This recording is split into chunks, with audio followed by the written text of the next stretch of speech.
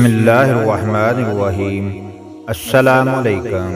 موصل کے ایک بزرگ حضرت شیخ عبداللہ محمد بن خضر حسانی رحمۃ اللہ علیہ حضور غوث اعظم رحمۃ اللہ علیہ کی مجلس واز کی کیفیت کا منظر بیان کرتے ہوئے فرماتے ہیں کہ میرے والد محترم کہا کرتے تھے کہ حضرت شیخ سید عبد القادر جیلانی رحمۃ اللہ علیہ اپنی مجلس واز میں بے شمار علوم پر اظہار فرمایا کرتے تھے۔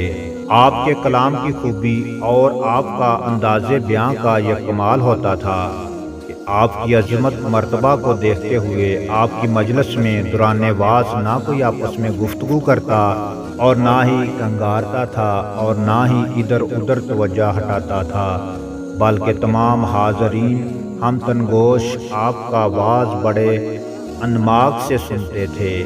آپ کی مجلس واز میں دور نزدیک بیٹھے ہوئے لوگ یکساں طور پر مخصوص مستفید ہوتے تھے۔ آپ کی نگاہ اہل مجلس کے دلوں پر ہوتی۔ جب آپ ممبر مبارک پر کھڑے ہوتے تو تمام حاضرین مجلس میں سے کوئی بھی بیٹھا نہ رہتا، سب لوگ کھڑے ہو جاتے۔ جب آپ حاضرین سے فرماتے کہ خاموش تو ہر طرف خاموشی چھا جاتی اور سکوت کا یہ عالم ہوتا تھا کہ صرف لوگوں کے سانس کی آواز ہی سنائی دیتی۔ آپ کی مجلس واز میں انسانوں کے علاوہ جنات بھی حاضر ہوا کرتے تھے۔ بعض حاضرین مجلس جب اپنے ہاتھ فرش پر رکھتے تو ان کے ہاتھ لوگوں سے چھوتے جو بظاہر دکھائی نہ دیتے تھے۔ بعض اوقات ایسا بھی ہوتا کہ آپ کے واز کے دوران فضا سے رونے کی آوازیں آیا کرتی۔ حضرت شیخ سید عبد القادر جیلانی رحمۃ اللہ علیہ کی نگاہ کامل کا یہ عالم تھا۔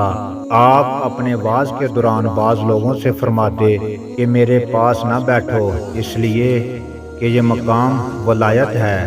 اے توبہ کرنے والو تم آگے آ جاؤ، اے معافی کے طلبگارو بسم اللہ آگے آ جاؤ، اے خلوص کے چاہنے والو بسم اللہ آگے آ جاؤ۔ میری مجلس واز میں ہر ہفتے، ہر ماہ یا ہر سال آؤ۔ اگر یہ بھی نہیں کر سکتے تو پھر اپنی ساری عمر میں ایک بار ہی میری مجلس میں آ جاؤ اور مجھ سے ہزاروں چیزیں لے جاؤ۔ اے ہزاروں برس سفر کرنے والو میری مجلس میں آ کر ایک بات ہی سن لو۔ جب تم میری مجلس واز میں آؤ تو اپنے زاہد تقوی کے غرور اور ریاکاری کو اپنے دل سے نکال کر لاؤ، اور جو کچھ میرے پاس ہے اسے اپنے لیے حاصل کر لو۔